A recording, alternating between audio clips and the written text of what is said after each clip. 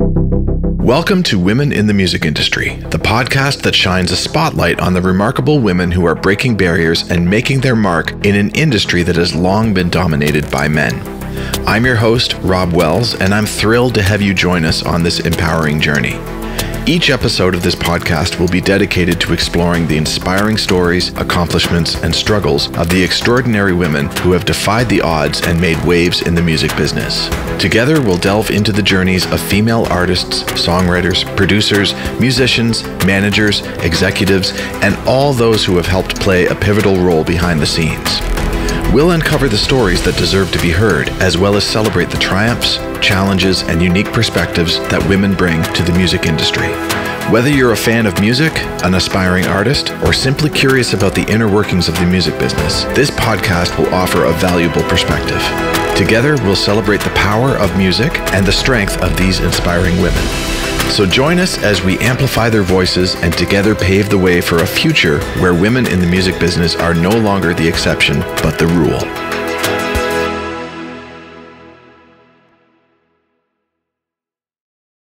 Today's podcast is sponsored by the Songwriter's Piano, an easy-to-use app for songwriters and lyricists to use when coming up with song ideas when there's no instrument around or nobody to play one. With the Songwriter's Piano, one can easily play commonly used pop songwriting chord sequences at the touch of a screen, in any key, in 3 different chord variations, all played on a gorgeously recorded grand piano. Download the Songwriter's Piano by Play Like Me apps today, found on both iOS and Android stores everywhere. Welcome everyone to another episode of Women in the Music Industry. For those of you who are joining us for the first time, welcome to the podcast. For those of you who have been here before, welcome back. My guest today is none other than my good friend, Charmain Dennison. Charmain, how are you? Hello. Good. How are you, man? Good. Yeah. I know you're super excited to be here. Yeah. This is first time doing a podcast, I imagine, right? Oh, this is the first time I'm doing a podcast. Do lots of Teams meetings and stuff like that, but not a podcast. No. Not a podcast. So you're well used to the Zoom environment, but first time doing a podcast, first of many. Ladies and gentlemen, I got to tell you about my friend Charmain because it's really impressive. I love it. She has over 22 years of dedicated service at Yamaha Canada. Charmain's journey has gone from being a traditional conservatory piano student to becoming Yamaha Canada's digital music instrument product specialist and eventually assuming the role of Yamaha Canada's keyboard marketing manager. And this is a testament to her incredible resilience and unmatched passion. As a music industry trailblazer and one of the few women in her role, Charmain emphasizes the importance of breaking down barriers in the music industry. She is currently managing the largest grossing category in the business for Yamaha Canada, which is keyboards, digital pianos, and synthesizers. And that is just scratching the surface on the life of Charmain Dennison, and we're going to get into all that. So, Charmain, thank you so much for being here. I really appreciate it, and I can't wait to dive in and learn more about you.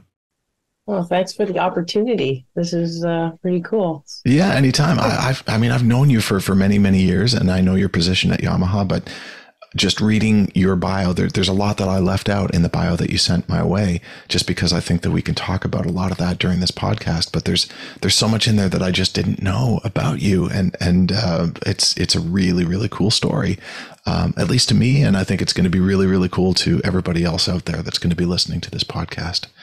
So I always start this off by asking, how did it all begin for you? How did a love of music begin for you? Is it in the family? Was it something that you heard along the way? I'll just let you. Well, it started with my family. My mom was a singer, and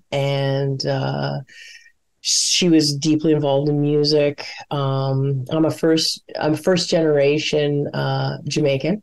I'm a Jamaican assembled in Canada. Let's put it that way. Nice. Okay. And at the age of 4, my parents bought me like a piano I think it was a Mason and Rish. I think that's the name of it's a Canadian brand. I recently actually just looked it up to see like what piano this was. Anyways, they bought it. They told me, you're going to play the piano because, you know, we never had the opportunity. So we're giving that opportunity to you. Fantastic. And so they did it.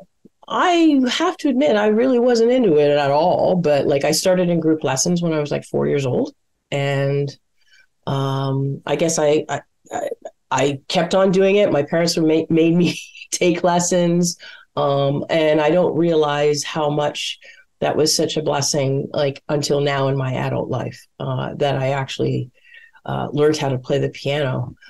So I did that until I think grade, was it? I'm trying to think of the grade I was in. Grade 9 conservatory when I was in grade 9 at high school. I started high school and I actually quit because I didn't like it anymore.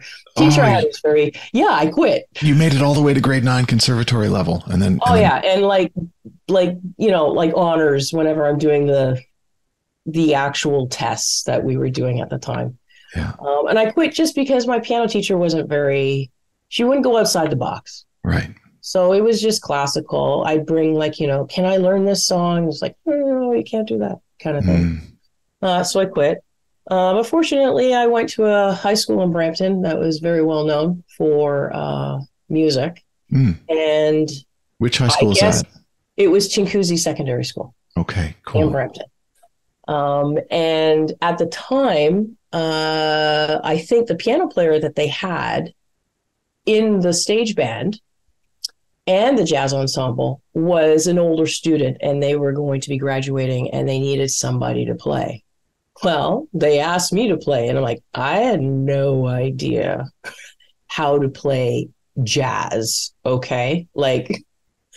But the really crazy thing that happened to me is I learned that a triad is a chord. So once I figured that part out, diminished sevenths and all that stuff, I was able to play. I'm not saying I was the greatest at it or anything, but it was a great experience to be able to play there.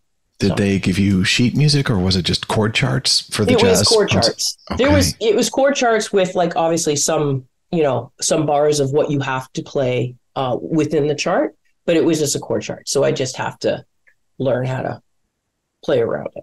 Wow. And so you went straight from classical to all of a sudden I went classical to that. Yeah. Wow. And it's two different worlds. I mean, there's things that it's certain two different worlds, but it was like freeing because it wasn't in the box, and it's you could play outside the box. That's true. You can now have some fun, right? And you don't have to think so much. Yeah. Because once you learn how to play a chord, it's great.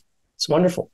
I'm just curious, when you were doing the classical conservatory work and you're practicing at home, were you really good with just keeping to what was in front of you, or did you ever venture off and start imagining your own pieces? Never did that. Okay. It was if I can think back to that time and my age, it was wake up at 6 o'clock in the morning, get downstairs right away before you have a shower.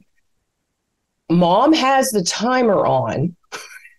You are practicing classical. I swear I was sleeping half the time. I could sleep and play. I was really good at sight reading at the time because I was just pushing it out, making sure I got it done. 6 a.m. That's harsh. Oh, it was 6 a.m. because band practice, which if I go sideways, I in the band, orchestral band, I was playing trombone. I know, of all things. But anyways, I had long arms. That's what the teacher told me. So I got the trombone. Right? You could play all the notes, right? Oh, you weren't limited. I could play all the notes. I could get them all, man. All the notes. Right. Anyway, so band started at 7:30 in the morning. So I'd have to do my piano lessons and then go to band. Wow. Yeah. How heartbroken were your parents when you said, I'm stopping classical piano lessons? They weren't really heartbroken. There's a little bit more to that story, but I won't get into that right now. It was more I didn't stop. I just didn't stop. I just didn't do classical lessons. I just said, it's like, I don't need to take those lessons anymore. That's all. Okay, Yeah. makes sense. So now you're in jazz band. It's Yeah, much more jazz band. freeing. And like, tell me some of the performances that you got to do during your time in high school. Oh man, here we go. Okay, so the actual stage band was as good as the Humber A band. Wow. Like the school was special, had a special teacher that was there and taught us, like, it was all through practice, like, practice, practice, practice, practice. We were doing Stan Kenton, My Funny Valentine. We were doing things that were just high school students weren't doing that stuff. We went to Expo 86. Wow. At the time, and I think we won gold. I believe we did with Wow. this band because we were like so good. I have to mention another thing. Through this journey that I had, I realized that I could sing, which I would say is my first instrument now. And through learning that, I was also able to sing with the stage band at that time as well. How great. So were you playing piano and singing at the same time, or would you sort of switch out? Like charts were made, and I was able to sing with the band. It was like, what an experience. It was like really amazing, actually. And you got to perform at Expo 86. Yes. Singing yes, I did. and playing piano. Wow. Yes. That's amazing. What a great experience that would have been. Yeah. Mm-hmm. Okay. Oh, another story. I'm going to go sideways again. So during the time that I'm at high school, we had a bass player. That was a bass player for the jazz ensemble and for the stage band. And he had an unfortunate accident. He was working, I guess, in the summer, and he drill pressed his hand. No. So guess what? I was asked to play bass. So the school paid for my lessons, and I learned how to play bass. Now, mind you, I only had to practice 6-7 songs. So it's like, I got it after a while. So anyway, so I can play bass. I don't really play it at all anymore. But that was another thing. And that happened at Expo 86. In the jazz ensemble, I had to play bass because this unfortunate accident that happened to the bass player. That's a horrifying story, but what it's a great opportunity for you. But it was like this opportunity where I learned how to play bass. Yeah. Wow. How different was that? I mean, like, for me, guitar is such a foreign idea, even though I have a couple guitars behind me, just because it's the positioning of your hands is now the positioning of your hand. It's kind of like piano, like, you got to do this. I found bass actually not that bad. You got to play one note at a time, basically. Yeah, that's it. So. And was it just traditional bass, or were you ever playing upright at all? No, I never had to play upright. It was just, I just did 4-string bass at the time. Okay. Wow.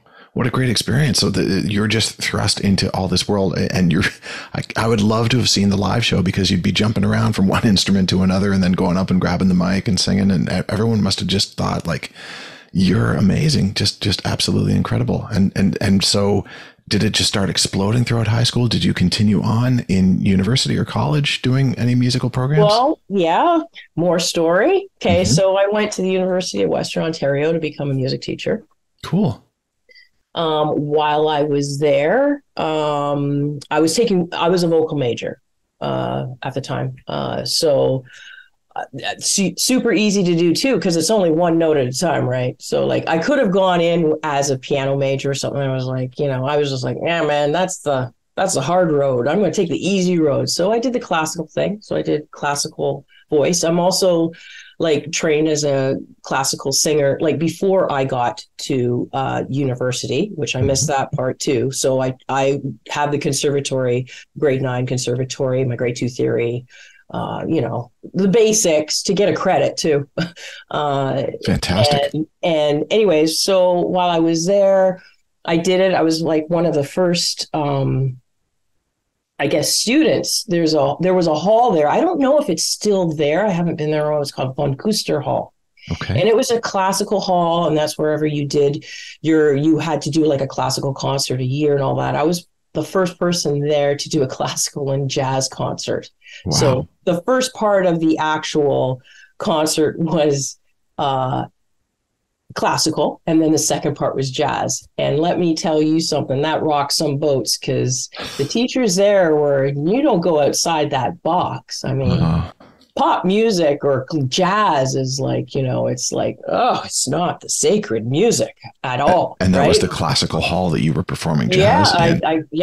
In the classical hall that was there. And it was Were there any lights that came down from the ceiling, or like any bricks that sort of shattered? Or? There was nothing. There was just a lot of profs doing this. Right. And they were secretly enjoying it, by the way. Yeah. I know they were, but it was just a little bit outside the box. So, oh man. Yeah. Well, hopefully you changed their opinions on that. Hopefully there's more jazz that's being played in that hall now. So. I think I did. I think I changed it a little bit. I go, you can do different styles of music. It doesn't have to be just one. I'm so curious. Is there anywhere where I can hear your voice? Are there any recordings anywhere of anything that you've ever done? There are secret recordings of stuff that I have, and I have my own personal stuff, but I haven't released an official album or anything like that. Oh, someday. It's one of those things that I really do need to get back to it. And I think I will. But just right now, no, not doing it. Yeah. That's all right. This is your path. This is your journey, and it's yours to take. And I would love to hear it at some point, though. I would love to hear your voice. Well, maybe we can do a little bit of that outside of this podcast. Now we're talking. Okay. Now we're talking. This is good. Okay, so you go to be a music teacher.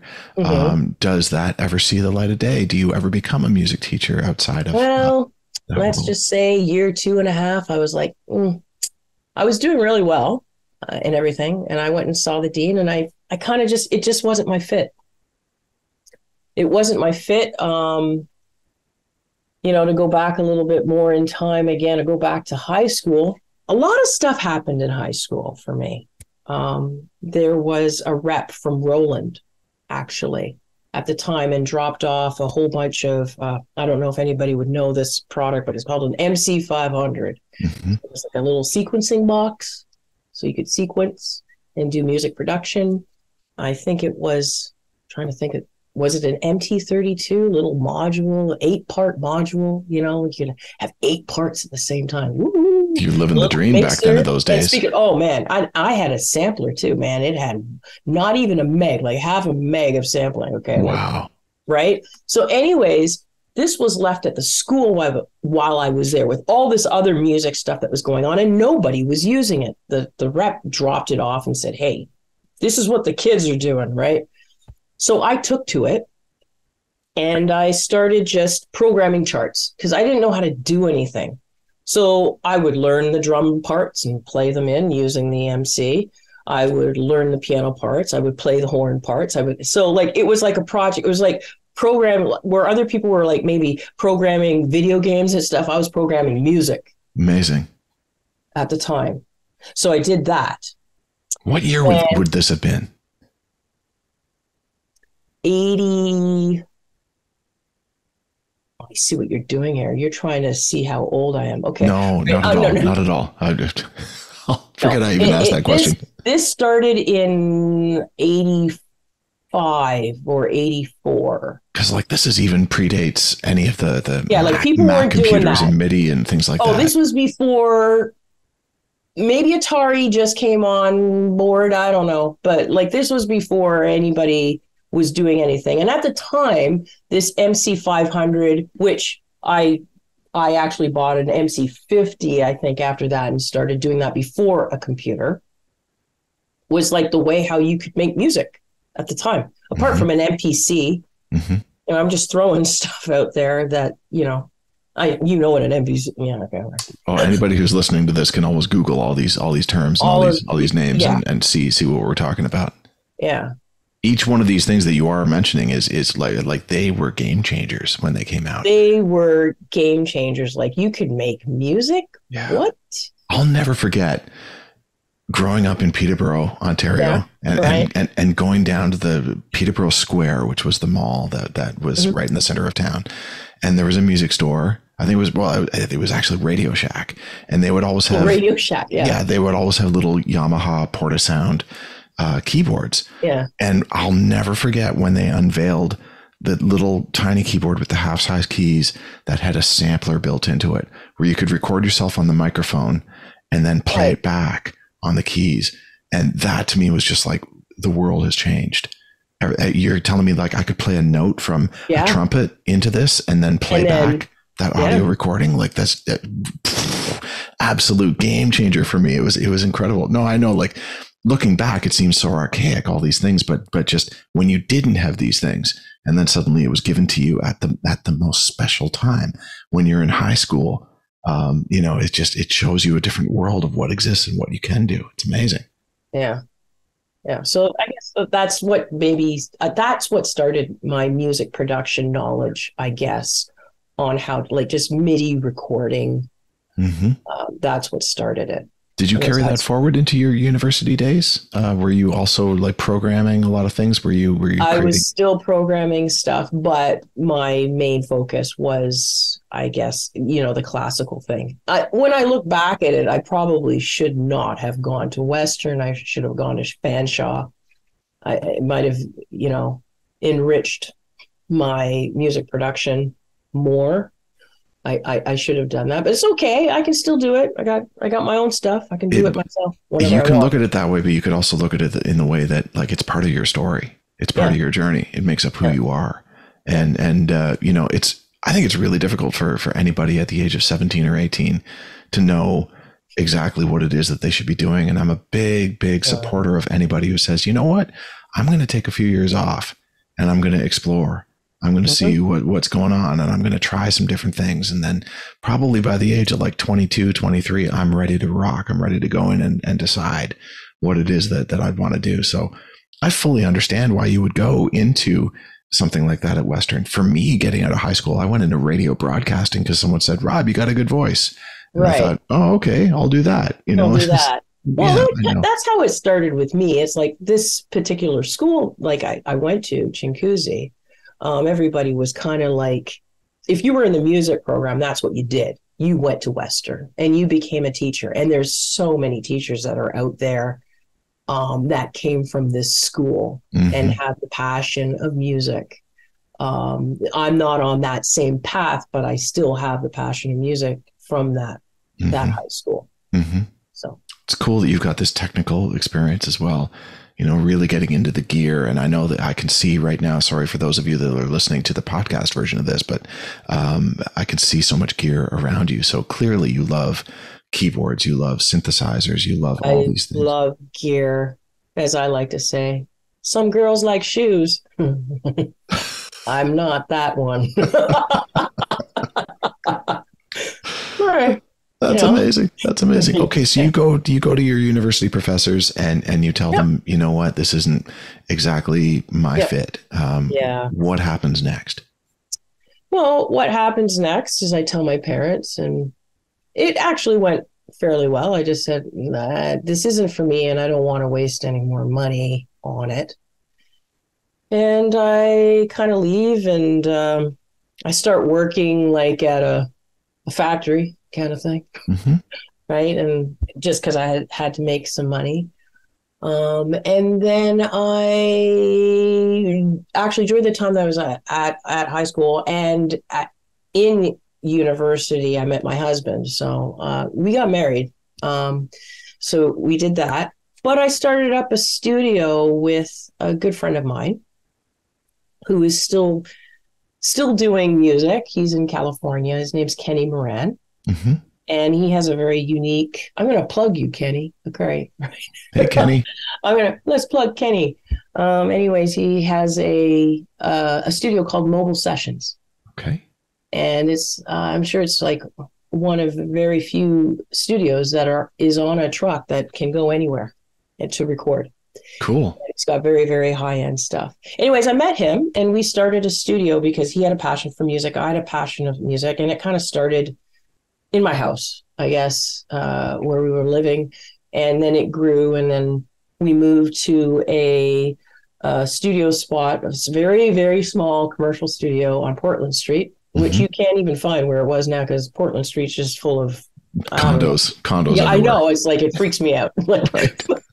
Wait, there But used to be a parking lot that I used to use here all the time. Now it's this 10,000 story building. Yeah. yeah, so we did that, and then it unfortunately, because the wave of people being able to make music in their studio, I'm not saying it was good, okay? Like people were just making music now because there was like computers and there was audio interfaces that were coming up and stuff. It became difficult for us to make money, so we closed up shop. Mm-hmm. And I was actually out of work for maybe 6 months. It wasn't too long. And then the job came up at Yamaha. And that's where I am now. How did that job come up? Did you read about it? Did somebody Yeah. approach you? Well, I was looking for a job, man. I need to eat. So, Yeah.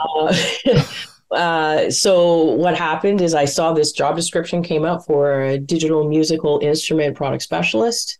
And I was like looking at it and I'm like, that's me. I can do that. I can totally do that. Mm-hmm. I have all of this experience. And it was like the whole thing was music production experience. You know, you have to know current recording techniques, MIDI knowledge. And I'm just like, check, check, check. And fortunately, they took their chance on me because let's just say I was a different pick than anybody was going to be picking at that time. Plus, there wasn't not too many women at all that at that time. There's a lot more now. Mm-hmm. At that time that had like the knowledge that I had. Interesting. Yeah. So you went up. Was it always at that same location in Scarborough? Yes, same location. Same location. Yeah. So you went up, had an interview, and you showed them all the things that you've done, and they must have been so impressed by everything. And just, I guess I'm hoping they were. I'm here, so it was like it all worked out. Yeah, it's great. I'm not surprised that they signed you up because, like, I just know how driven you are, and just how you see an opportunity to do something or to learn something, and you're all over it. Like you are that person, absolutely. So I'm sure they saw that too, and just thought, here's somebody who really is excited about what it is that we're offering. It's not just like looking at this like it's a check. And we had some really amazing stuff at the time. I remember when we started, that was the first time Motif was, and Motif. I do. Was introduced. Yeah. And in my interview, they showed me the prototype. And I remember it so clearly. So I go into a product room, they take a cover off of an 88 note thing, right? And I'm like, okay, what's this, right? And they're like, this is our new synthesizer. I'm like, well, okay, all right. And it was on just the piano patch. And I think all I did was played a C chord. I just went, and I went, what is this? Because at the time, there was only like, M1 pianos, like that kind of like, it's great for certain styles, but there wasn't something that sounded like a really, really good acoustic piano. Mm-hmm. And this was the acoustic piano patch. They sold me right then and there. Like that was it. That was the start of everything. So. I remember the first time seeing a Motif. I was at a writing camp at Metalworks Studio. Oh, yeah. And it was 2001. Mm-hmm. And I think Justin Gray had a Motif. That's when it came out. Yeah. 2001. And I went in and I said, what's this? And he said, check out some of the patches. He said, just go through. And I was like, this is amazing. Then I went back, and nothing against Korg, but I looked at my O1W and I was like, I got to make some changes here. I'm sorry, but I still have the O1W, but it's sort of packed away for a long time. But yeah, that was an absolute game changer as well. Yamaha has always been on the forefront of just being a game changer, I think. Yes. There's so many amazing keyboards that have come out through the years.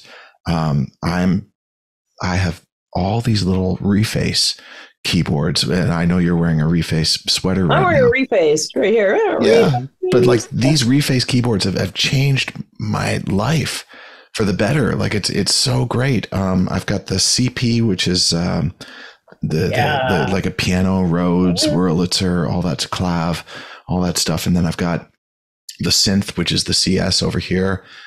It's incredible. I just did a production with this artist named Bangs out of New York, and that's the only keyboard that we used for the entire production. We Wow. were just so excited to go through all the different variables, and she was like, "My God, are you kidding? It can do all these sounds? Like it's blows your mind." I've got the organ, the YC, and I've got the DX, which is Yes. fantastic, and they're hard to come by because they're in such high demand. They are in high demand. You know, Yeah, if I do the Yamaha plug right now, yeah. we're always on back order on those things. Like they're like we can't make enough of them worldwide, to be quite Wow. honest with you, because it's there's so much you can do with every single piece that we have in the line, which is four keyboards. Hmm. And they, as if you're a music production person or a keyboard person, it's like your secret weapon. You take it into the studio, you can put it in your suitcase when you go somewhere, Yep. and maybe you go to the studio and you're using the gear that they have there, which is great. But then all of a sudden you can pull out your whatever rephase piece and then you can be unique, Yep. Yeah. right? Whenever I go and play live, all that I bring now is the CP, which is right in front of me, Right. and the CS. And the And I put them both on one keyboard stand, so they're right wow. beside each other, and it looks cool. It's got like I got the black one here, I got the white one there, and they're side by Yeah, side. And then I use the low CS for like all the cool like bass tones and everything. And then I've got the piano parts up here. There's so many cool built-in effects to each one as well that it's just everybody that hears it when I play live, they're like, "What are you playing?" And I'm like, it's these really amazing keyboards that I won't know. also break your bank account. Like they're amazing. They sound so good, and yet you can carry three of them in one arm and not feel like you're going to break your back Yeah. carrying them around. Yeah, they're just sorry. I didn't mean to make this a Yamaha Oh, that's what plug. that's is all good. Yeah, I totally agree with you. yeah. As a matter of Yeah. fact, I have to tell you that I told you about being blown away by that sampling keyboard in Peterborough. Yes. Eventually, I ended up working for Eaton's in Peterborough Oh, for 3 years, demonstrating Yamaha you were keyboards. you demonstrated keyboards back. Oh, for wow. for Okay. Yamaha, but this is back in Yeah. like 88, 89, and 90 before I left Peterborough. And Wow. and I would sell them during the Christmas, like September to December was Yeah. basically me working at Eaton's and playing these keyboards all day long and trying to sell them to parents wanted to buy something for their kid for Christmas. Wow. That's amazing. So I was part of the Yamaha family at one point. So you're part, I did not know that. Yeah, yeah, many moons That's ago. neat. Wow, that's useful because it's like we just, if I'll just shout out somebody else, I guess like we have somebody. I don't. Did you know Sean Brown?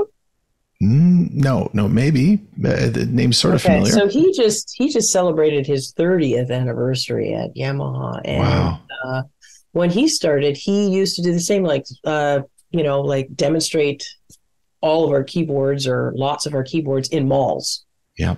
that kind of thing. Because that's Mhm. what we did back in the day. There was no internet. I There was know. no like pull up a YouTube and watch it, Yeah. you Yeah. know? Yeah. I know. So, So, okay, wow, that's great.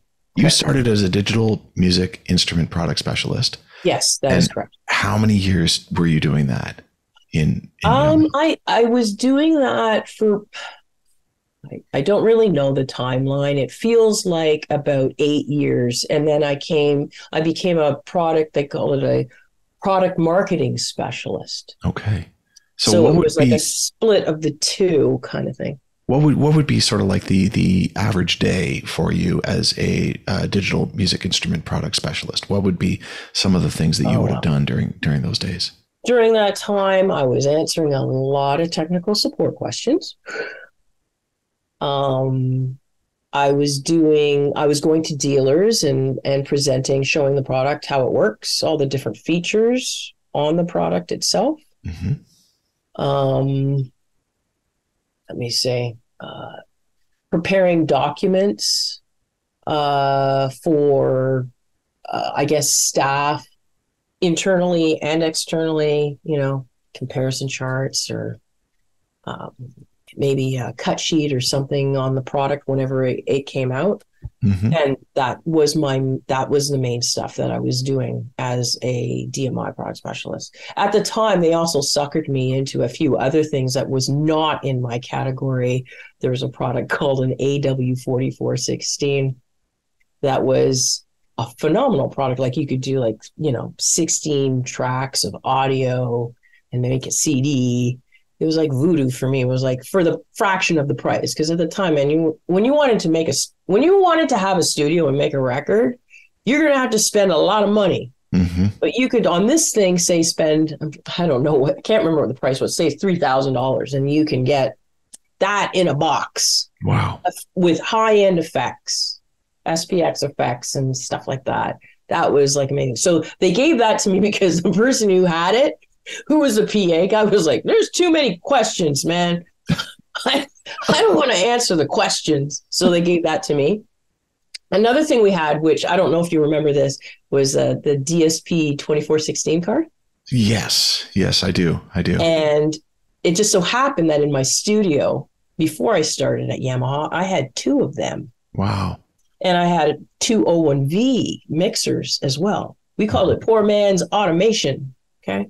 So we had these. So along with some ADATs, we had the 01V, and then we had the DSP 2416, which had internal effects and all this stuff. Like that was so anyways, I got to Yamaha and they're like, oh, you need to take care of this too.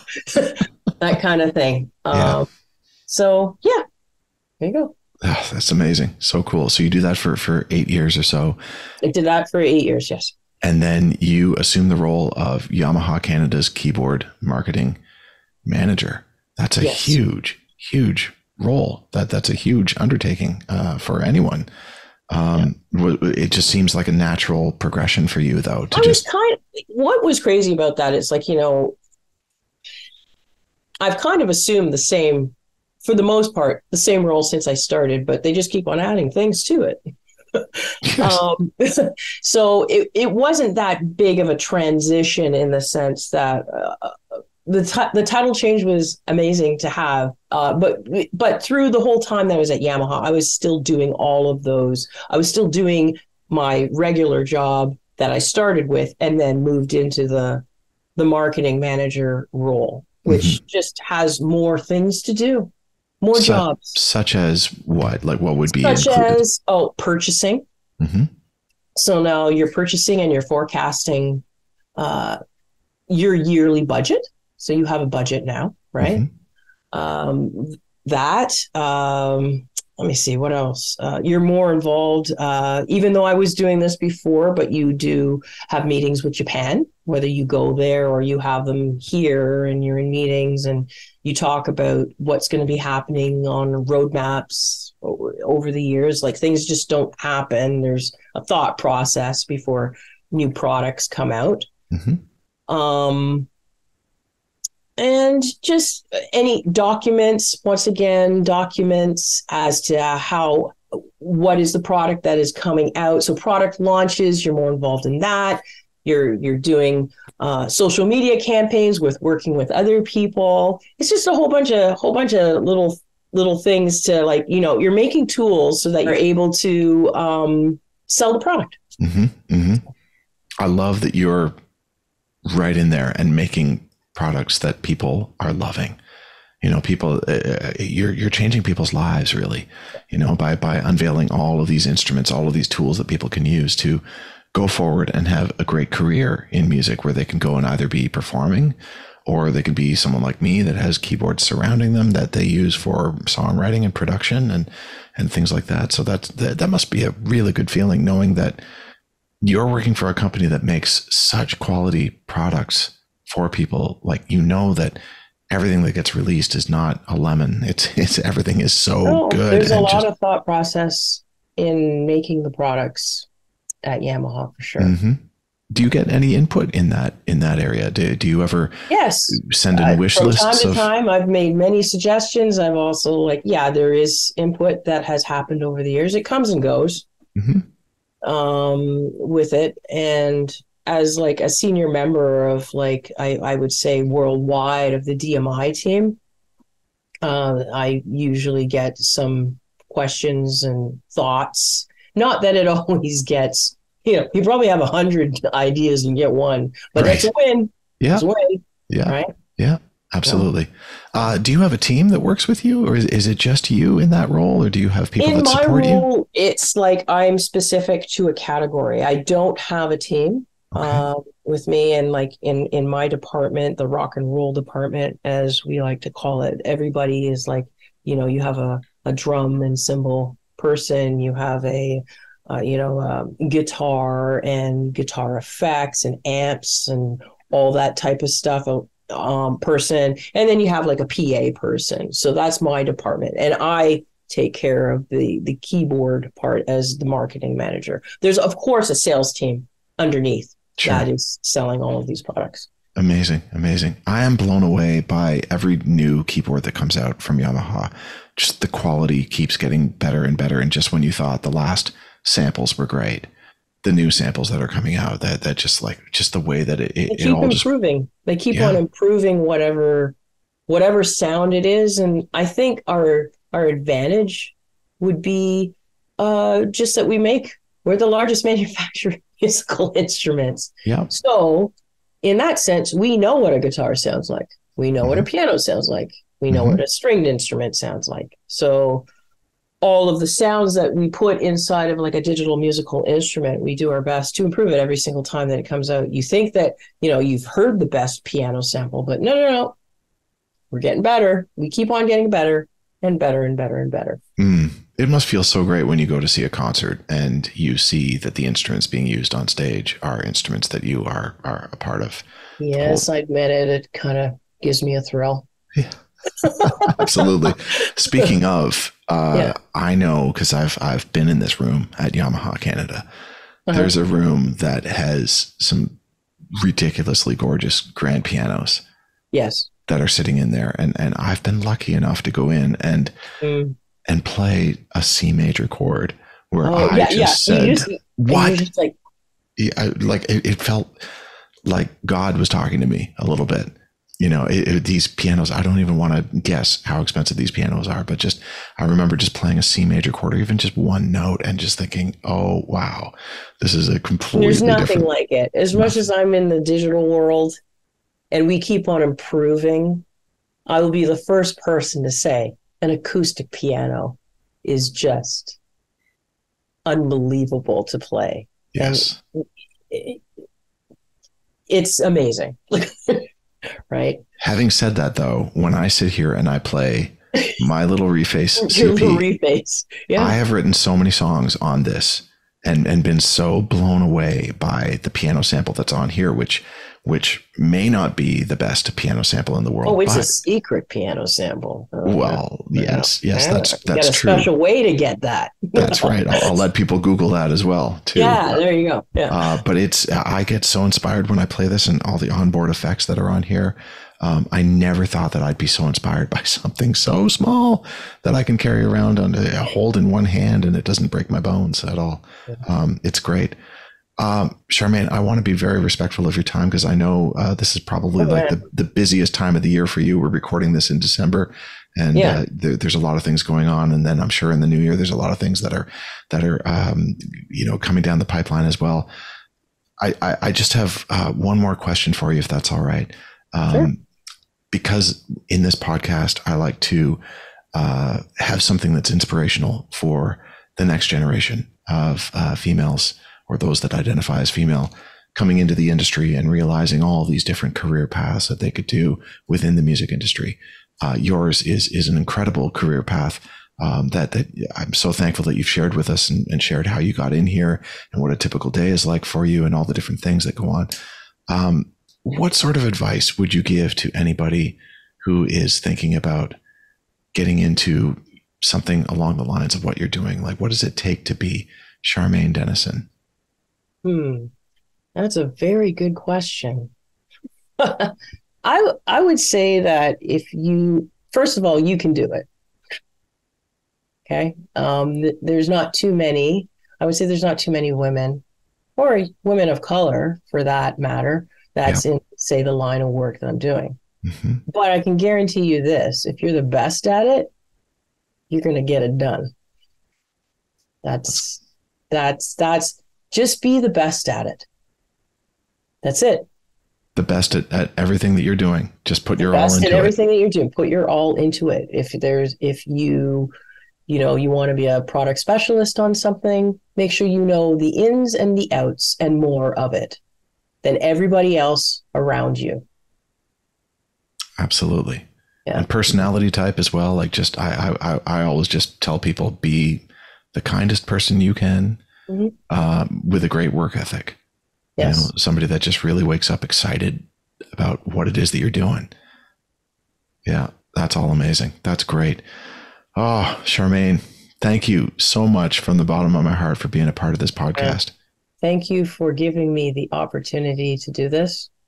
My absolute pleasure. I would talk to you. I was freaking out, right? That you could put that in.